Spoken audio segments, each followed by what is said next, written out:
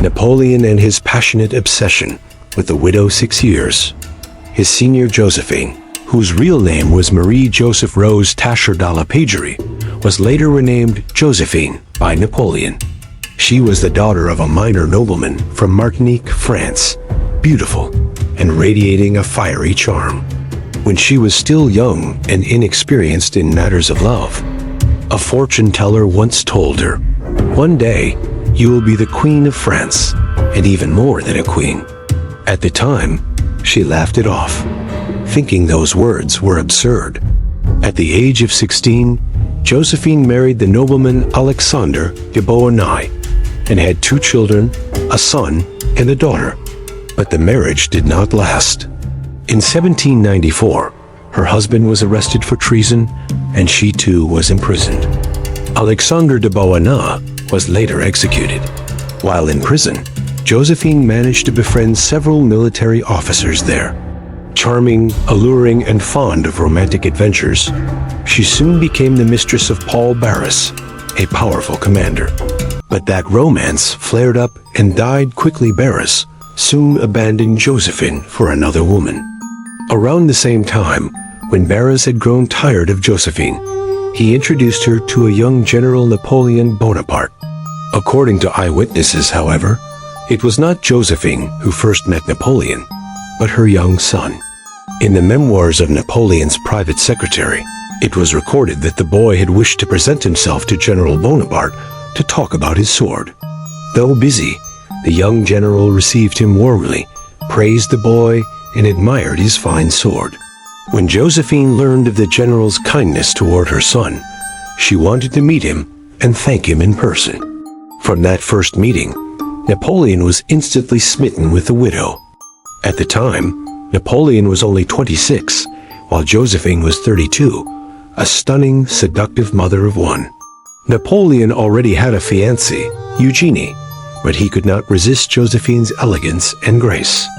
After 6 months of relentless pursuit and dozens of handwritten love letters, he finally won her heart. Their wedding took place in Paris in January 1796. There was no honeymoon or elaborate ceremony. Napoleon departed immediately on his military campaign in Italy, while Josephine remained in Paris. Behind the iron will and steel resolve of the brilliant general, Napoleon was a man deeply, almost desperately, in love. He adored Josephine, as though all the love in the world had been concentrated in her alone. Even in the midst of deadly battles, he made it a daily duty to write to her letters, filled with passion, even with sensual undertones. Unable to be with her every day, he poured his burning desire into words. "Without my Josephine, without the assurance of your love, there is nothing left for me on this earth. What am I to do?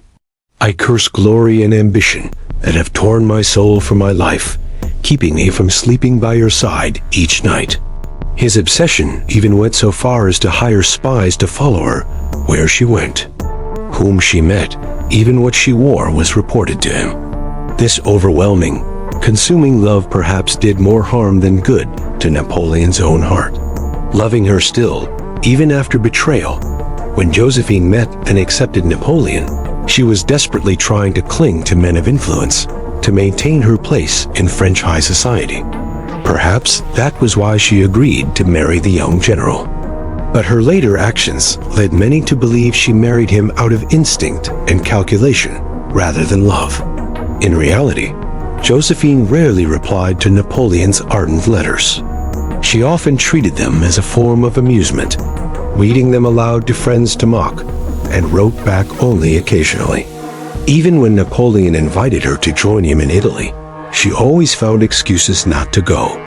After her husband left for his campaigns, Josephine, unable to bear the loneliness, began an affair with Lieutenant Hippolyte Charles.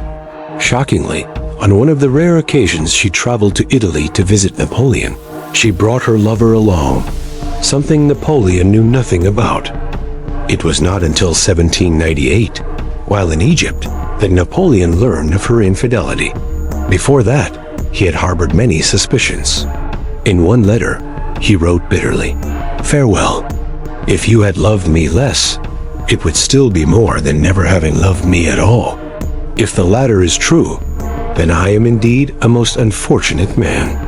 When the truth finally reached him, he wrote to his brother, I am deeply saddened, but the veil has been torn away completely. Afterward, Napoleon stopped writing to Josephine and began his own affair with Pauline Force, the beautiful wife of an officer. Even so, Josephine and her lover continued their illicit relationship. Despite public scandal and personal humiliation, Napoleon forgave her. In 1804, he crowned himself emperor and placed the crown of empress upon Josephine's head. At that time, his only wish was for a child of his own with Josephine, whether a boy or a girl. But after a miscarriage, she was no longer able to conceive. After 5 years of marriage, hundreds of love letters, and repeated betrayals, Napoleon's strength finally waned. In 1809, when he voiced his intent to divorce, Josephine screamed and collapsed to the floor. Her cries were said to echo throughout the palace. Napoleon and an aide had to carry her to her chambers. Following their separation, Napoleon married Marie-Louise, daughter of the Austrian emperor, and fathered a son. Josephine, meanwhile, moved to Malmaison near Paris. She continued her lavish lifestyle, still receiving financial support from Napoleon, who even paid off her debts. In 1814, at the age of 51, she died of pneumonia. Upon hearing the news, Napoleon was devastated and asked, "She did love me, didn't she?" 7 years later, Napoleon himself died after enduring the greatest defeats of his life, a prisoner on the island of St. Helena in the South Atlantic. Before his death, he spoke of what he cherished most and could not forget: France, the army, the head of the army, Josephine.